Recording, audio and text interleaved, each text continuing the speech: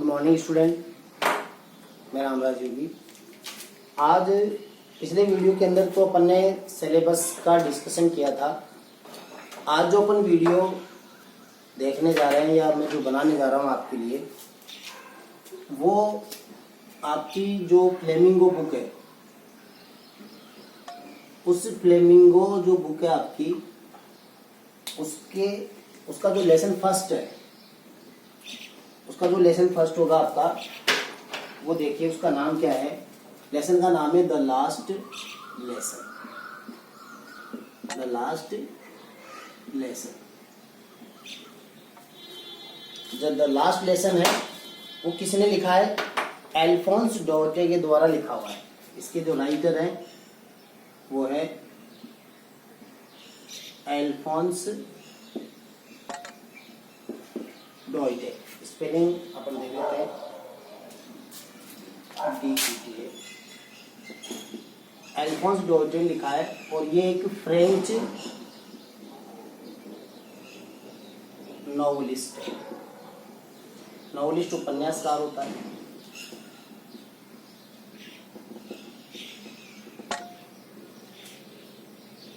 तो French novelist ने ये जो लेसन लिखा है द लास्ट लेसन, उसमें क्या बताया गया है, किस किस के ऊपर इसमें डिस्कस किया गया है, ये स्टोरी कैसे बनी, ये सारी बातें अपन इस लेसन में पढ़ेंगे।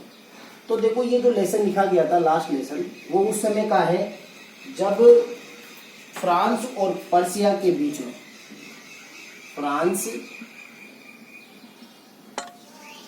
और पर्सिया के बीच में,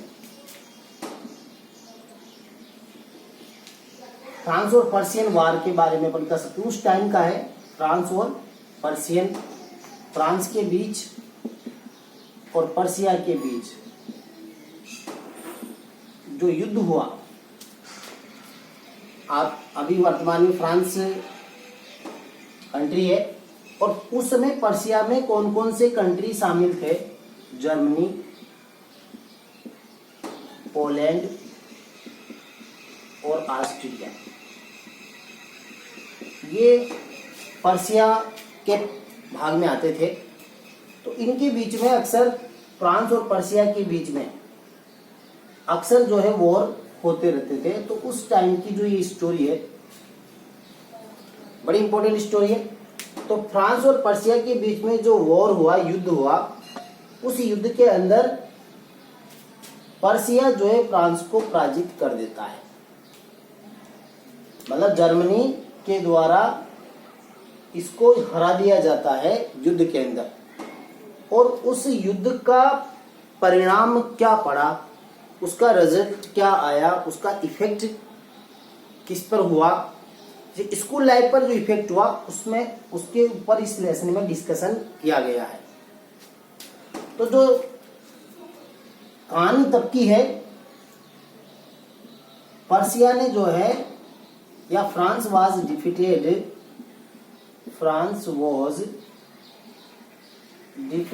बाय पर्सिया।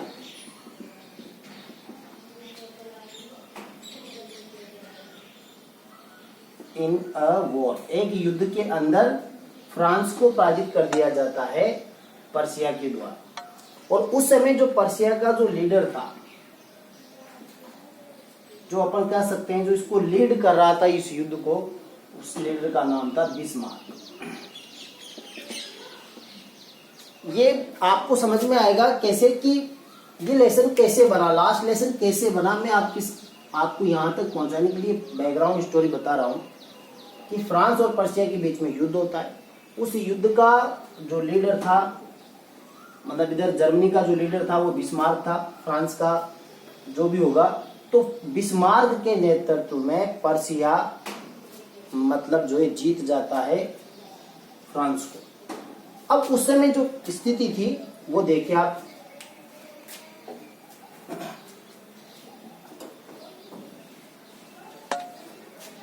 इसमें क्या हुआ था कि अपन ये कह सकते हैं कि जैसे मान लीजिए अपन इधर काल्पनिक मान रहे हैं कि यहाँ फ्रांस है और इधर जर्मनी है। तो जब जर्मनी ने इसके ऊपर युद्ध किया तो फ्रांस के दो डिस्ट्रिक्ट थे जिनको अपन कह सकते हैं अल्सेस और लोरेन। ऐसी मतलब पोजीशन थी, उसके जो 2 डिस्ट्रिक्ट थे अल्सेस और लोरेन, अल्सेस और लोरेन, ये नाम याद रखना। 2 डिस्ट्रिक्ट थे ये, 2 डिस्ट्रिक्ट किसके? फ्रांस के। ये फ्रांस के 2 डिस्ट्रिक्ट थे, फ्रांस के 2 डिस्ट्रिक्ट थे। इन दोनों के ऊपर, अल्सेस और लोरेन के ऊपर जर्मनी का अधिकार हो जाता है। तो हमारा जो मेन इस लेसन के अंदर जो टॉपिक है वो अल्सेस और लोरेन की स्टोरी है। तो यहाँ पर जर्मनी का अधिकार होने के बाद में वहाँ की स्कूल्स की क्या कंडीशंस हुई, तो बड़ी इंटरेस्टिंग स्टोरी कैसे बनी है देखो। अल्सेस और लोरेन में एक टीचर था जो फ्रेंच लैंग्वेज पढ़ाता था, उसका नाम था एम हेमल। अपन यहाँ एक लाइन लिख सकते हैं,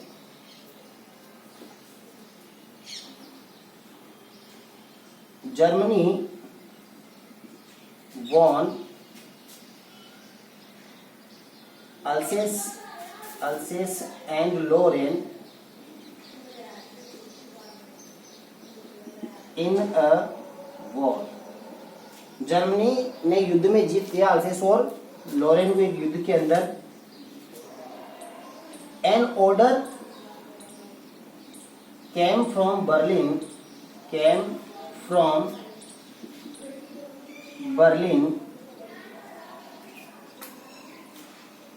that German will be taught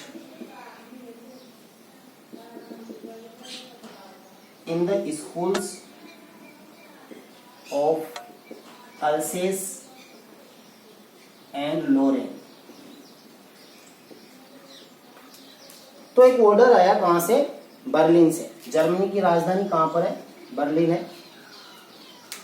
तो वहां से एक ऑर्डर आया कि अल्सेस और लोरेन के अंदर जब उन्होंने अधिकार कर लिया तो यहाँ पर अब फ्रेंच लैंग्वेज के स्थान पर कौन सी लैंग्वेज पढ़ाई जाएगी? जर्मन लैंग्वेज पढ़ाई जाएगी। Instead of French, instead of French. ये जो है सबसे बड़ा चेंजेस हुआ कि यहाँ पर जो दोनों जिले हैं यहाँ पर फ्रेंच भाषा के स्थान, फ्रांस में कौन सी भाषा बोली जाती है? फ्रेंच। फ्रेंच लैंग्वेज के स्थान पर जर्मन भाषा पढ़ाई जाएगी। और ज्यादातर प्रॉब्लम क्या होती है, जो बॉर्डर एरियाज होते हैं, जो जैसे कोई दूसरे एक देश दूसरे देश पे कब्जा कर लेता है, तो यहाँ की जो डिस्ट्रिक्ट जो होते हैं उनके ऊपर कब्जा करने के बाद वो अपना ऑर्डर जो है फॉलो करवाते हैं, अपने रूल्स एंड रेगुलेशंस फॉलो करवाते हैं। तो इन्होंने भी क्या करवाया कि फ्रांस की जगह अब आप फ्रेंच की जगह अब आप जर्मन भाषा जो है पढ़ोगे। तो यहाँ के लोगों की प्रॉब्लम थी कि कभी तो वो फ्रांस का हिस्सा रहे, कभी वो जर्मनी का हिस्सा रहे, तो ना तो वो फ्रेंच भाषा सीख पाए और ना ही वो जर्मन भाषा सीख पाए। यहाँ से आप स्क्रीनशॉट ले लीजिए, फिर आगे अपन बात करते हैं।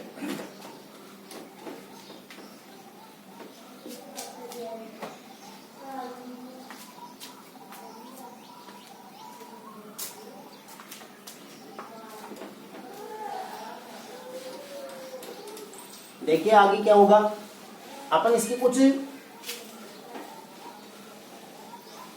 जो इम्पोर्टेंट कैरेक्टर है तो देखो इसमें मैं आपको बताऊं।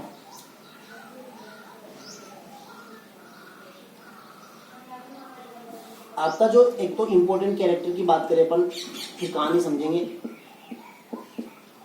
इम्पोर्टेंट कैरेक्टर इस लेसन के अंदर कौन कौन से जो कैरेक्टर है वो है, एक आपका सबसे पहले इसमें जो कई बार कैरेक्टर स्केच आते हैं, जैसे एमएमएल का कैरेक्टर स्केच बताइए, क्या किसी इंसिडेंट पर या इवेंट पर क्वेश्चन आ सकता है कि क्या ऑर्डर आया था जर्मनी से, ऐसे क्वेश्चन पूछ लेते हैं।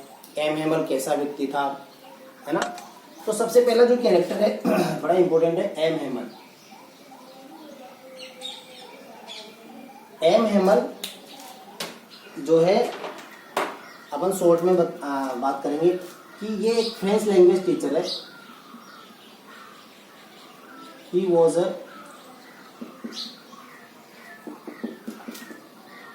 French language teacher, French language की टीचर थे। ही वॉज अ क्रैंकी पर्सन, ये क्रैंकी नेचर, सन की स्वभाव के व्यक्ति थे, क्रैंकी नेचर के थे। सबसे बड़ी बात कि ये फ्रेंच लैंग्वेज के एडवोकेट थे, मतलब उसके प्रशंसक थे, फ्रेंच लैंग्वेज को बहुत अच्छी बताते थे और बताना भी चाहिए, अपनी भाषा को सब बेस्ट ही बताते हैं ये कहते। और ये यहाँ पर अल्सेस और लोरेन के अंदर ही had been teaching in Alsace and Lorraine for 40 years, लगभग 40 वर्षों से लगातार जो है यहाँ पर वो फ्रेंच लैंग्वेज पढ़ा रहे थे। कहाँ पर? अल्सेस और लोरेन के अंदर।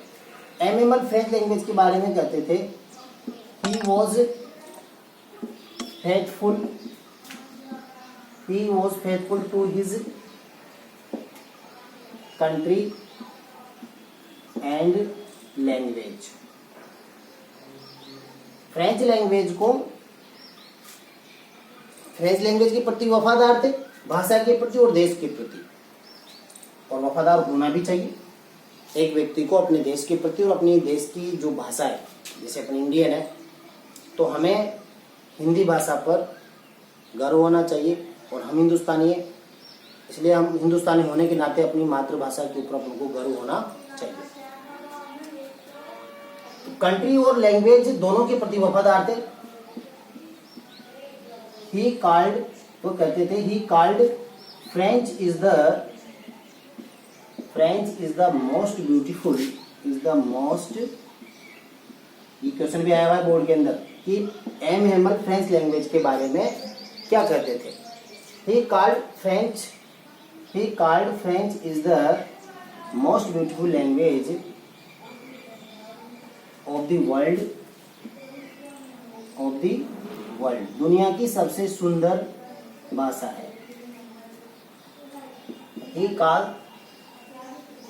called it most logical, the most logical language। बड़ी तर्कसंगत भाषा इसको ये बताते थे, क्लियर, सुंदर और लॉजिकल जो इसको बोलते थे। अब देखिए आगे क्या होता है। लॉजिकल बताया इन्होंने, ब्यूटीफुल बताया। अब होगा क्या, जर्मनी से ऑर्डर आ गया तो अब इनको छोड़कर जाना पड़ेगा।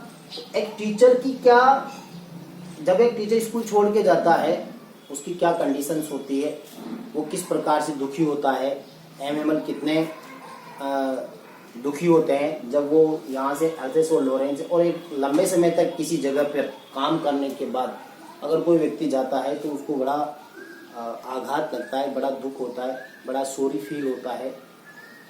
तो कुछ ट्विस्टिंग आएगी स्टोरी के अंदर, इसका आप स्क्रीनशॉट ले लेना। ये भी क्वेश्चन पूछा गया है एमएमएल के बारे में, 2 मार्क्स का क्वेश्चन आ जाता है कि हु वाज एमएमएल और what kind person he was. वो कैसे आदमी थे? क्रैंकी नेचर के थे, भाषा के प्रति फेथफुल थे, फ्रेंच लैंग्वेज के बारे में कहते थे कि दुनिया की मोस्ट ब्यूटीफुल लैंग्वेज है और लॉजिकल लैंग्वेज है।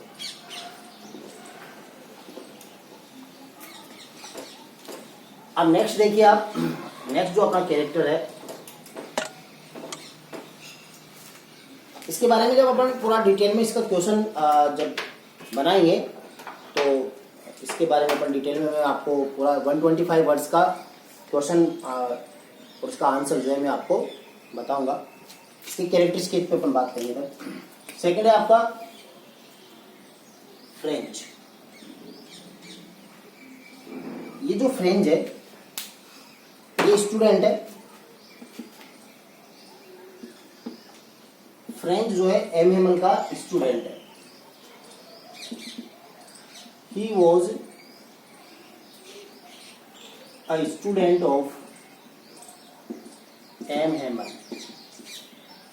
एम हेमल का एक स्टूडेंट है फ्रेंच, और इसको फ्रेंच लैंग्वेज इतनी अच्छी नहीं आती थी, बड़ा डरता था ये इसको। he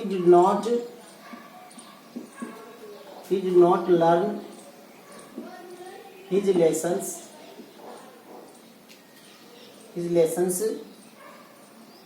properly। सही ढंग से इसको मतलब जो है लर्न नहीं होते लेसन्स। दूसरा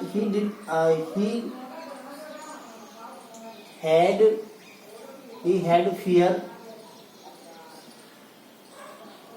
had fear, उसको डर था।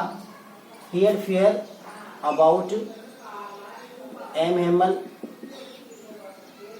एंड फ्रेंच, दोनों से भाषा से भी डरता था, एम हेमल से भी डरता था।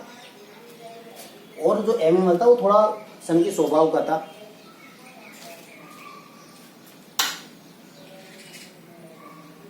At the end he felt sorry, उसको बड़ा खेद होता है, दुख होता है कि मैं जो है फ्रेंच भाषा नहीं सीख पाया। इतने प्रयास किया हमारे टीचर ने, फिर भी मैं फ्रेंच भाषा जो है नहीं सीख पाया।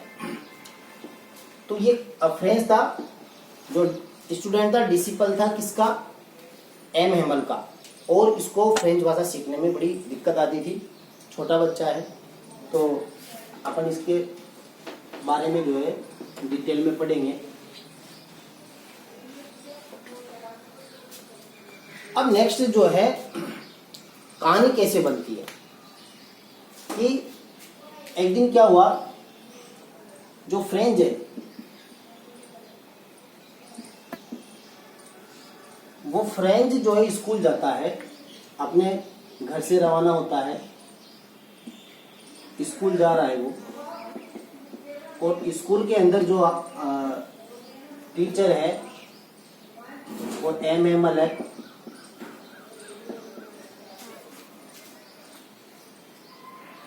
स्कूल जाने के लिए एम हेमल उनको जो है एक दिन पहले कुछ क्वेश्चंस पूछने के लिए दिए हैं कि मैं आपको फला फला टॉपिक के ऊपर आपसे क्वेश्चन पूछूंगा। तो जो स्कूल का जो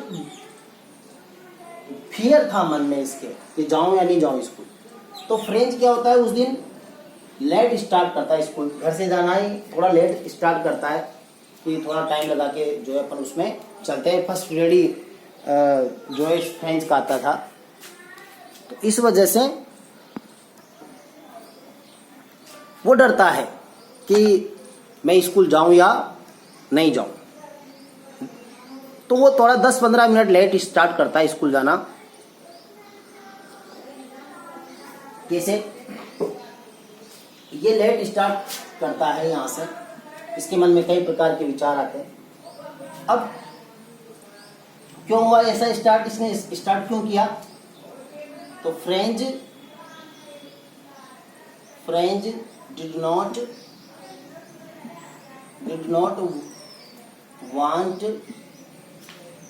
want to go to school because M. Hamel would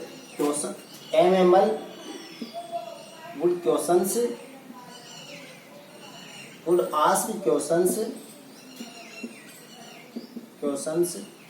on participles। आप ये भी ध्यान रखना कि उनको कौन से टॉपिक पर क्वेश्चन पूछने के लिए जो है उसने दिया था, पार्टिसिपल पर जो है क्वेश्चन पूछने के लिए दिया था। क्वेश्चन आया हुआ है भी बोर्ड में कि एमएमएल किस पर क्वेश्चन पूछने के लिए देता है बच्चों को, पार्टिसिपल के ऊपर। फ्रेंच स्कूल देरी से क्यों जाता है, क्योंकि वो नहीं जाना चाहता था, क्योंकि उसको डर था कि वो जाते अपन से क्वेश्चन पूछेंगे। और he did not know ABC of participles. उसको बिल्कुल भी